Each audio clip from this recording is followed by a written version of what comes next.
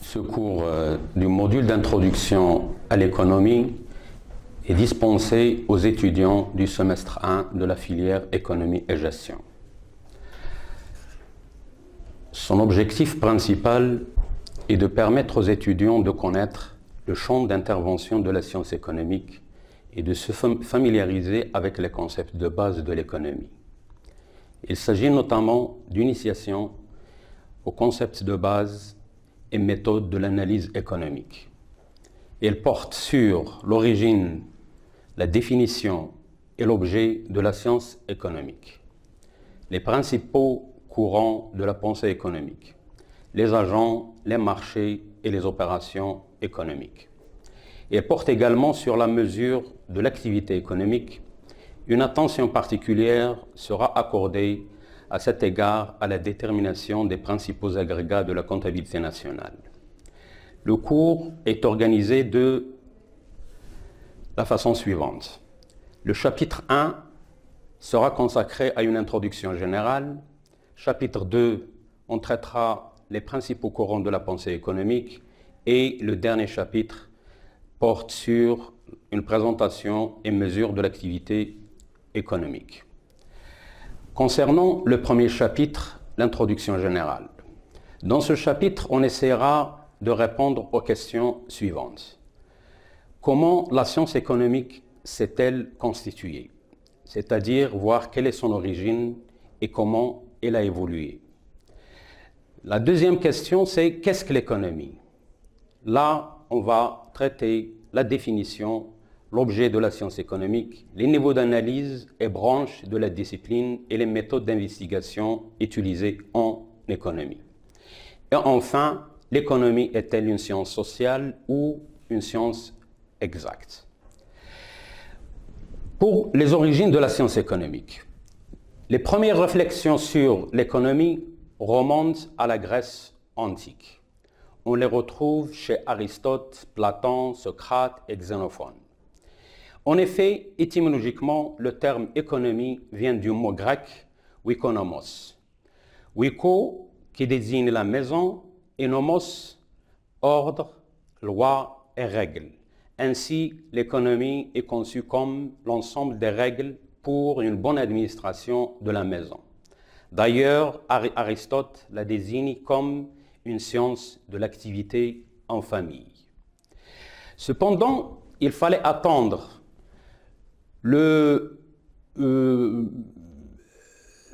Cependant, jusqu'au Moyen-Âge, c'est à travers la morale et la religion que l'on va aborder certaines questions économiques. À cette époque, l'Église dominait l'activité socio-économique et condamne la richesse matérielle. L'économie n'existe donc pas vraiment en tant que discipline autonome. Elle dépend de l'Église. Donc il fallait attendre le XVIe siècle avec la Renaissance, ce qu'on appelle les siècles de Lumière, de 1450 à 1789, qu'on considère comme un vaste mouvement de transformation intellectuelle, morale, économique et politique, caractérisé par le développement de l'art, la science et la réforme de l'Église, les découvertes et l'apparition de l'État-nation, que l'économie va apparaître comme une discipline autonome, séparée de la théologie, de la philosophie et de la morale. L'économie abandonne alors les préceptes moraux et religieux. Il devient une discipline ayant sa finalité, son objet et sa méthode propre qui lui sont propres.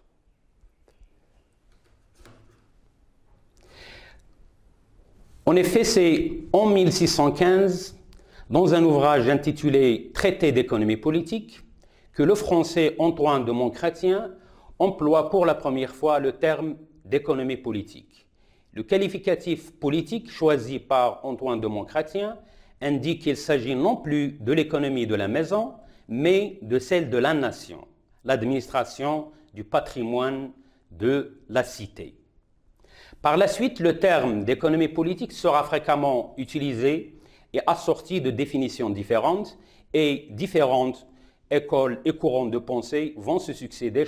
Chacun doit apporter sa pierre à l'édification de la science économique moderne en répondant en son temps aux préoccupations des agents économiques.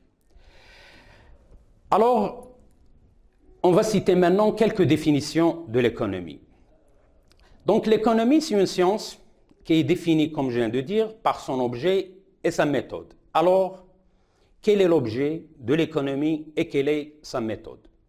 C'est une question qui reste ouverte. Il n'y a aucun accord sur ce qu'est l'objet de l'économie. La variété des définitions justifie bien sûr un peu ce désaccord et cette mésentente entre les économistes concernant la définition de l'économie. Pour l'école classique, l'économie est considérée comme une science de la richesse. Par exemple, Adam Smith considère l'économie politique, l'objet de l'économie politique est d'enrichir à la fois le peuple et le souverain. Jean-Baptiste Say, quant à lui, considère que l'économie politique enseigne comment se forment, se distribuent et se consomment les richesses qui satisfont aux besoins des sociétés. Pour l'école néoclassique, l'économie est considérée comme une science de l'échange marchand et des prix. Ça, on le retrouve au niveau des définitions de Léon Walras, Karl Menger et Stanley Jevons. Pour Léon Walras, l'économie politique est essentiellement la théorie de la détermination des prix sous un régime hypothétique de libre concurrence absolue. L'ensemble de toutes les choses matérielles ou immatérielles qui sont susceptibles d'avoir un prix parce qu'elles sont rares. Donc là, l'économie elle est liée à la rareté. La pensée socialiste, quant à elle, notamment bien sûr à travers les définitions de Karl Marx, Friedrich Engels et Lénine. Pour Engels, l'économie ne traite pas de choses, mais de rapports entre personnes, c'est-à-dire les rapports sociaux ou bien les rapports entre les classes. L'objet de l'économie politique, écrivait Lénine, n'est nullement la production, mais bien les rapports sociaux existants entre les individus, dont la production, la structure sociale de la production. L'économie comme science des choix efficaces, théorie libérale au XXe siècle, notamment Robbins, la définition de Lionel Robbins, l'économie est la science qui étudie le comportement humain en tant que relation entre les fins et les moyens rares à usage alternatif. En somme, qu'est-ce qu'on peut retenir de cette diversité des définitions? Donc, comme on vient de le constater, on peut dire que les économistes sont loin d'être unanimes quant à la définition de leur discipline. Cependant, il convient d'insister sur deux aspects fondamentaux de la définition de l'économie qu'on peut retrouver dans les différentes définitions, à savoir les besoins illimités et les biens et services rares, d'où la nécessité de faire des choix. Le problème économique peut ainsi se poser comme suit. D'une part, on a les besoins qui sont illimités. D'un autre côté, d'autre part, on a les ressources qui sont rares et illimitées. Donc là, l'homme, il est confronté à un problème de choix. Il ne peut pas satisfaire tous ses besoins tant que les ressources sont illimitées.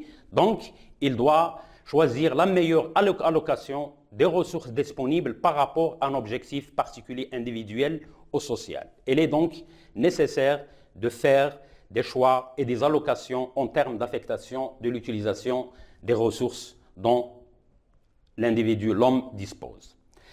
Alors, la rareté, comme je l'ai dit, il impose des choix.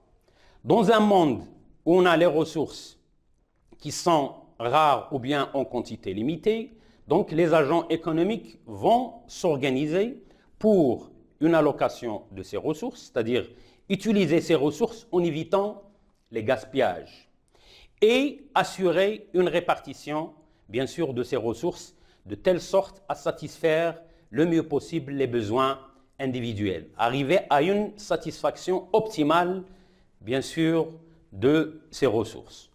En synthèse, donc, on peut retenir que, d'après ces définitions, l'économie est la science qui étudie la façon dont les individus ou les sociétés utilisent les ressources rares en vue de satisfaire au mieux leurs besoins, bien sûr, qui sont illimités. D'une autre manière, l'objet de toute économie, c'est de répondre aux questions suivantes. Que produire à partir des ressources limitées dont on dispose ou bien disponibles? Comment les produire et comment et pour qui les produire et qu'est-ce qu'on doit produire? C'est-à-dire, quels biens et quels services faut-il produire et en quelle quantité? La réponse, bien sûr, à ces diverses questions dépend des besoins des individus et de la collectivité. Maintenant, qu'est-ce qu'un besoin? À quoi correspond un besoin? Donc le besoin, c'est un sentiment de privation, de manque que l'individu cherche à faire disparaître par la consommation d'un bien ou d'un service. L'homme, bien sûr, il a toujours des besoins, il a besoin de manger, nourriture, alimentation, boire, s'habiller, se divertir, etc. Alors, quelles sont les caractéristiques de ces besoins? Donc les besoins, ils sont hiérarchisés. C'est-à-dire, il y a les besoins de première nécessité, il y a les besoins secondaires et, bien sûr, le loisir. Donc hiérarchisé, donc c'est le degré d'urgence, bien sûr, qui varie selon les conditions de vie et les moyens. Bien sûr, on peut parler là de l'échelle de Maslow. Et ils sont complémentaires. Complémentaires, bien sûr, donc on ne peut pas satisfaire un besoin sans l'autre. On a besoin de dormir, on a besoin de manger, on a besoin de se vêtir, etc. Donc, bien sûr, les besoins ne sont pas substituables. On ne peut pas satisfaire un besoin à la place, bien sûr, d'un autre. Ils sont incompressibles, c'est-à-dire pris un à un. Donc, il faut dépenser un minimum de ressources pour satisfaire chaque besoin.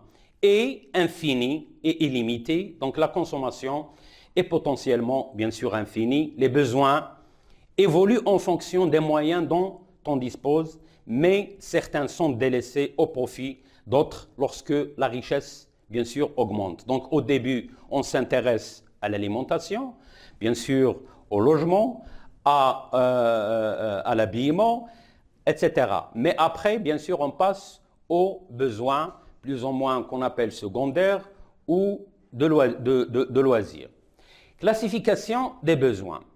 On peut, comme je viens de le dire, deux catégories de besoins. Ce qu'on appelle les besoins primaires et les besoins secondaires. Donc les besoins primaires, ce sont des besoins vitaux, physiologiques, nécessaires à la vie et à la survie même de l'homme. C'est l'alimentation, le logement, l'habillement.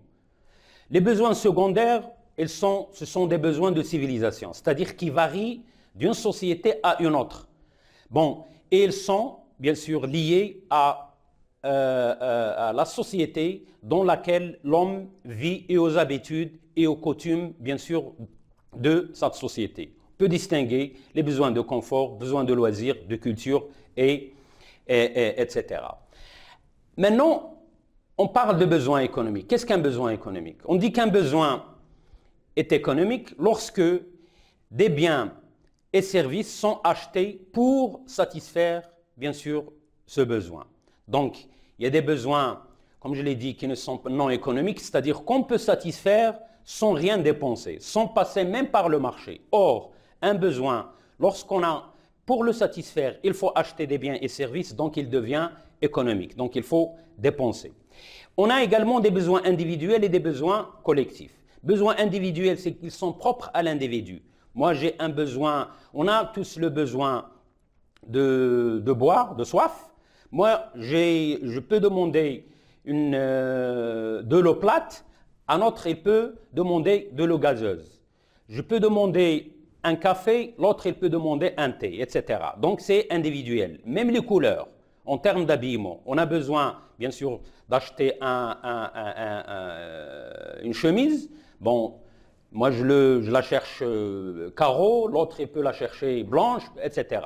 On a des besoins collectifs, ce sont des besoins, bien sûr, propres à plusieurs personnes, mais satisfaits par les biens collectifs. Ils sont satisfaits, bien sûr, collectivement. C'est par exemple le besoin d'études, d'éducation. Donc on a des écoles. Donc là, on reçoit, l'école, il reçoit un groupe d'individus ou bien d'étudiants, d'élèves pour satisfaire, bien sûr, leurs besoins d'études. Les hôpitaux également, les routes, donc on peut les utiliser collectivement ou bien d'une manière collective. Alors, une autre question maintenant se pose. Est-ce que la nature permet-elle de satisfaire tous nos besoins? Donc, bien sûr que non. D'ailleurs, pour satisfaire les besoins, comme je l'ai dit tout à l'heure, illimités, l'homme, il doit produire des biens et services. On a des biens libres, ce sont les biens abondants et à la disposition de tous gratuitement. C'est par exemple l'air. On a besoin d'air, on a besoin de lumière. Mais tout le monde, bien sûr, peut satisfaire ce besoin, bien sûr, d'une manière naturelle. Et les biens économiques, ce qui répond aux besoins économiques, ce sont des biens rares et produits par le travail humain. Donc l'homme, il lutte contre la rareté par le travail. Ces biens, sont obtenus grâce à la combinaison de plusieurs éléments rares, les ressources qu'on appelle les ressources naturelles, le travail, le capital, ce qu'on appelle les facteurs de production. C'est-à-dire pour produire les biens, l'homme il a besoin, bien sûr, de faire appel aux facteurs de production, la terre, le capital, bien sûr, et le travail pour produire des biens nécessaires à satisfaire ces besoins qui sont illimités. C'est-à-dire que la nature ne peut pas satisfaire. Maintenant, comment produire ces biens? Donc c'est clair. Cette question du comment produire des biens, du fait que la rareté des ressources oblige à faire des choix. D'ailleurs, on a insisté au début sur la nécessité de faire les choix. Bien sûr, pourquoi? Parce que ce qui nous intéresse, c'est d'arriver à un maximum, bien sûr, de satisfaction, mais avec un minimum de coûts. Maintenant, pour qui produire? Donc cette question soulève le problème qui sera la demande exprimée par les agents économiques. Les méthodes d'investigation en économie. Bien sûr, qu'est-ce que la méthode? Dans le langage scientifique, le chemin, c'est le chemin qu'il faut suivre pour arriver à la découverte de la vérité. Les phénomènes économiques sont des phénomènes historiques qui se déroulent au cours du temps. C'est pourquoi en économie, on peut distinguer l'analyse statique, l'analyse dynamique. L'analyse statique n'explique pas comment on est arrivé à une situation. Et l'analyse telle qu'elle est. Donc c'est statique. Il nous donne une photographie de la situation telle qu'elle est. Alors l'analyse dynamique, elle intègre des méthodes d'investigation. Ce sont des procédés employés pour découvrir la vérité. On a deux méthodes, la méthode déductive et la méthode inductive.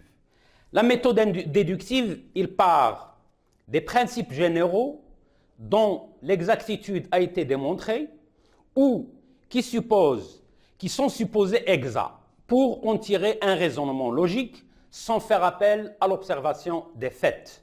On peut citer l'exemple le plus familier de cette démarche. Tous les hommes sont mortels, c'est une prémisse. Socrate est un homme, il est donc mortel comme conclusion. La méthode inductive, c'est un peu l'inverse. Il remonte du particulier au général. Par exemple, du fait que tous les corps tombent, on dégage la loi de la gravitation. Maintenant, on distingue entre le normatif et le positif, l'analyse normative et l'analyse positive. L'analyse positive, elle cherche à expliquer les phénomènes économiques observés sans faire de jugement de valeur, ce qui devrait être. Que puis-je faire pour augmenter mon revenu net? On doit répondre en proposant des alternatives. Donc ce n'est pas à moi, bien sûr, de donner à la personne qu'est-ce qu'il doit faire. Donc tu lui donnes des propositions, mais d'une manière neutre. Ça, c'est l'analyse positive. tu dois travailler, tu dois demander l'aide, tu vas, je sais pas, et on laisse à la personne, bien sûr, de faire son choix ou bien de prendre sa décision. L'analyse normative cherche à dire ce qui devrait être fait. Donc, on ordonne à la personne qu'est-ce qu'il doit faire. On préconise des choix, ce qui implique des jugements de valeur. Exemple, tu devrais faire ceci pour augmenter ton revenu. Par exemple, si on revient à la question, que dois-je faire pour augmenter mon revenu? Si je dis tu dois travailler, c'est normatif.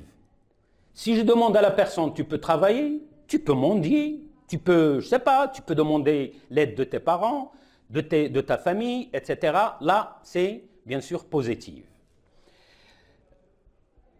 Les niveaux d'analyse en économie. La science économique dispose de deux grandes approches d'analyse. Il y a l'approche macroéconomique et l'approche micro. L'approche macroéconomique analyse l'économie dans son ensemble. Il s'agit par exemple de déterminer le niveau du revenu global, qui est celui de l'ensemble des agents économiques. Alors que la micro, elle analyse le comportement individuel des agents économiques, notamment le consommateur et le producteur.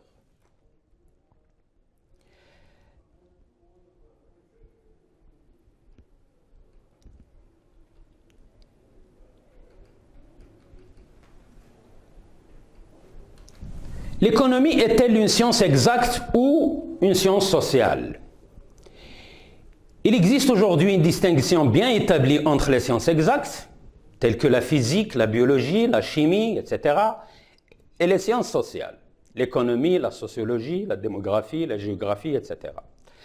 Les sciences exactes, elles autorisent l'expérimentation. Les sciences sociales n'autorisent pas, bien sûr, l'expérimentation. Et dans les sciences exactes, on trouve les disciplines, comme je l'ai dit, la biologie, la physique, la chimie, les mathématiques. Ce sont des théories qui sont universelles et acceptées par tous. Tous les chimistes sont d'accord sur la composition chimique de l'eau, H2O.